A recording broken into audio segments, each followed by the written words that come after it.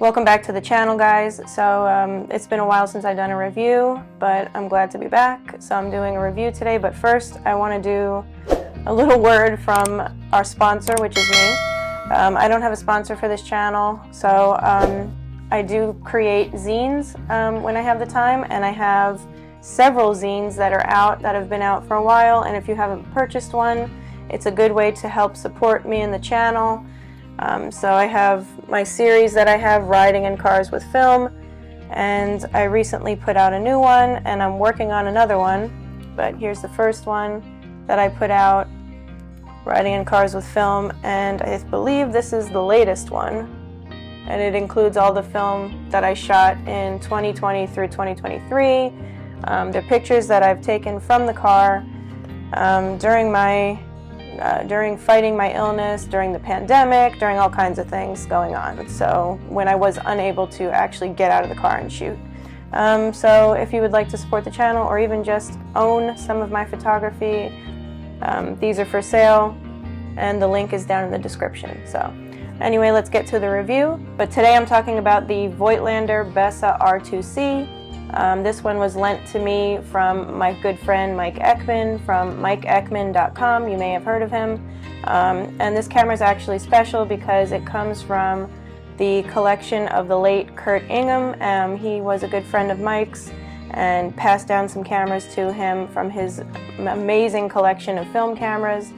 And so Mike let me try this one out from the collection because it's similar in build to a Nikon S-type rangefinder camera, and that's my Grail. It's my Grail camera, so Mike has been always lending me rangefinder cameras that are similar over the years. So he lent me the Rangefinder Bessa this time around. So I'm going to review it for you guys. So as always with my reviews, I'm going to talk about a little bit of the history of Voigtlander and the Bessa itself, and as well as talk about my experience with the camera, the specs of the camera, and then share the photos that I've taken with it. So I hope you'll stick around till the end to see all the photos and to hear what I have to say. So the Voigtlander name goes all the way back to 1756, Vienna, Austria. That's actually a really long time ago, but you can see also on the back of the camera it says 1756 Germany on the back, and the company was started by an inventor and optician named Johann Christoph Voigtlander, and it's changed owners many times over the centuries, but the Voigtlander that most of us may know actually ended in 1971 when their factory closed, and that's the Voigtlander that made the medium format cameras that we know, the folding cameras, things like that.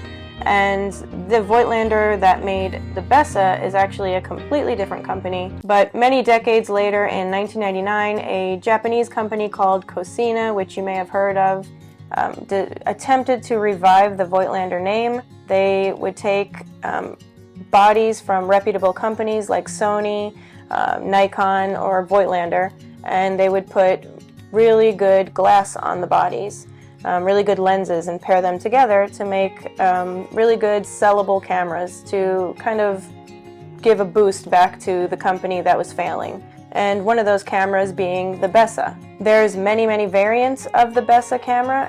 This is the rangefinder version. I believe there's a Bessa-matic that was with Voigtlander before it was taken over by Cosina. Many different variations of this specific camera. This one is the Bessa R2C. The different variants had different lens mounts. So for instance, this is the Bessa R2C, so the C stands for contacts mount. So this one takes the contacts mount for contacts lenses. There is the R2S, which would have taken the S mount Nikon S lenses. I believe this camera also takes the Nikon S lenses, but only certain ones. But the R2C was introduced in 2002, so it's a fairly new, relatively new camera compared to a lot of the other cameras I've reviewed, or most film cameras. And when you hear newer cameras, you think that the bodies probably were plastic and not as well built, if that makes sense. But and that's what I thought that this camera was going to be because it is a newer camera, but I was pleasantly surprised. And I'll show you why when I go over the specs and the ergonomics of the camera. So now I just want to go over some of the specs of the camera. So as I mentioned, it is a 35mm rangefinder camera. It does have an internal light meter, actually a TTL light meter. It's center weighted and it has color diodes inside to tell you whether or not you're under or overexposing. It has speeds of 1 second all the way up to 1/2000th of a second, as well as bulb. It also has the ability to give you frame lines for 50mm lenses, 35mm and 85mm lenses just by turning this switch here on the top. It has a vertical metal focal plane shutter, which is actually really nice. It has a metal body, whereas the original Bessa R had a plastic body, so that's an upgrade in this variant.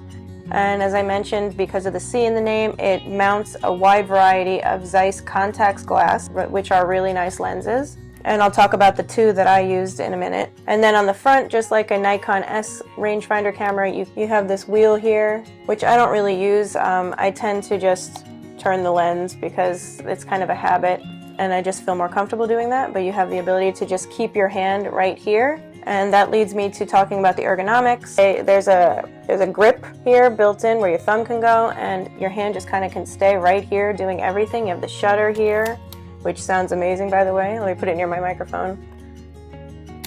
I love the sound of that. You have the shutter there, and then you have the shutter speeds and the ISO in there built into the shutter speed dial. You could just go like that to change the shutter speeds. You have, you would just use your hand to control the lens, and everything is right there and reachable with your index finger. And it's not heavy, even though it is made of metal. It feels substantial. It doesn't feel plastic and cheap. It's really nice, really nice camera. And then that leads to me talking about my experience with the Voigtlander Bessa camera. So this is actually my first time using a Voigtlander camera. I have Voigtlander lenses, but obviously those were made by a different company. But this camera I actually was pleasantly surprised by, because like I said, I thought it was going to be, because it's from 2002, that it was newer and it just wasn't going to be my style. I love old cameras. And I love those heavy, like a Nikon F. But this actually was really nice, really easy to shoot with, really great to travel with because it's compact. The lenses are nice and compact as well. Mike sent me 2 lenses with the camera to try out in their box. I don't know if you can see the box over there. It probably won't focus, but the camera came in its box, as well as this wide-angle lens. So everything's in really good shape. That is one of the pros to having a newer camera. But Kurt obviously kept his collection in really good shape. So it's a really nice camera to handle and to hold. It's not heavy, it doesn't hang heavy on the neck with a neck strap. But let's talk about the 2 lenses now. So I have the Voigtlander 50mm f3.5, which is a really nice lens, and it's got this screw-on. It's got a screw-on lens hood, so even without it, it's even more compact. Thought I was going to mostly want to use this lens because of the focal length, 50mm. That tends to be my go-to, that and 35mm. But Mike sent me this, the Skopar Voigtlander 25mm f4, and I actually didn't think I was going to really use this that much. And Mike, he threw it in there and said, have some fun with that, trying something new. And he always gets me into things that I wouldn't ordinarily try myself. And I actually really loved this camera and the photos that I got with it. The way that, I can't even explain it, the angle and the information that it would include in the photo. And even though the lens itself is a bigger lens than the 50, it's still compact. It's still short and really compact. So it doesn't add to the weight to the camera either. So for the 50mm, one thing I did find that in some photos, for some reason, even with this lens hood on it, I did have some lens flare, some sun catching in there. I did experience that for some reason, which I've never really experienced with a 50mm. I'm not sure what causes that. But however, that is really the only negative that I found with this lens. It's very sharp, and even though it's a 3.5, it's still handled indoors, low lighting really well, which is what I mostly shoot because I take pictures of my family in the house. And it actually gave a lot of really good contrast to both color and black and white photos, which is great. I'm not sure if there's any coating on here on this lens. Now let's talk about the 25mm lens. Like I said, Mike sent this to me as a way to have fun, to try something new, because this is not a lens I would have chosen for myself, and I'm actually glad he did, because I think I'm going to try more wide-angle lenses now. But it is an SC Skopar, which means it takes both, which means it mounts on both S mount and C mount lenses. And also, I didn't mention that the Helier lens, the 50mm, is an S Helier, so that means it's actually for S mount.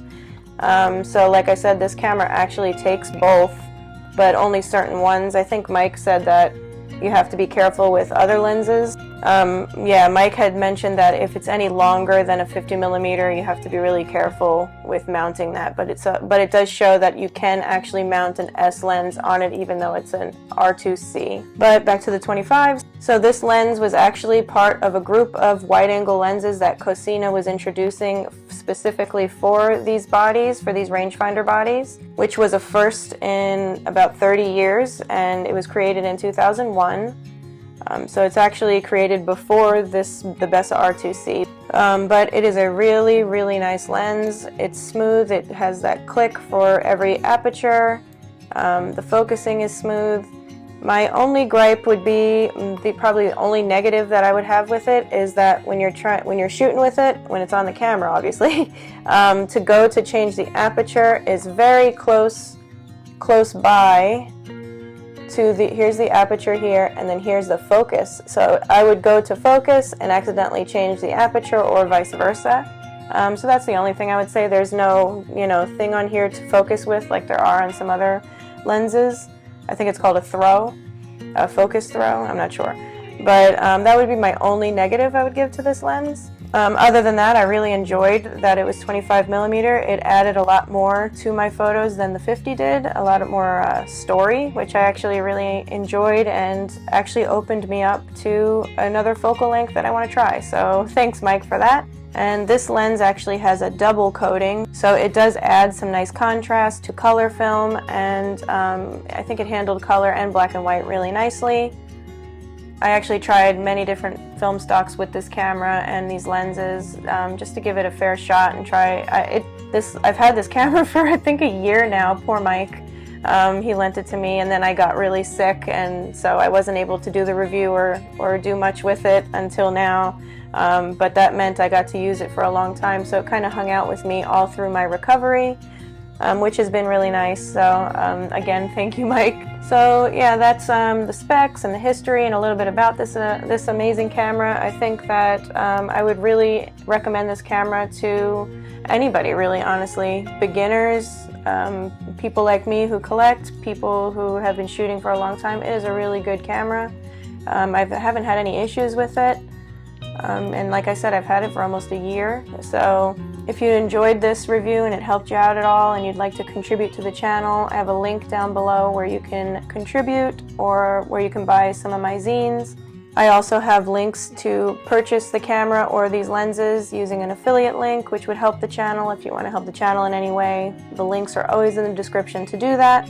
If you'd like to read more information about the camera itself, you can also read my article on my website, again linked below. But yeah, that's it for today's review. I hope you've enjoyed it. I hope you enjoyed the pictures, and it feels good to be back doing videos again for you guys. I have a lot of reviews coming up, but I really enjoyed the Bessa R2C, and I want to know from you guys in the comments. Let me know. Will you be buying one? Do you have one? What are your thoughts on it? Let me know. I always love hearing from you guys and talking to you guys in the comments. So yeah. So until next time, stay motivated and keep shooting.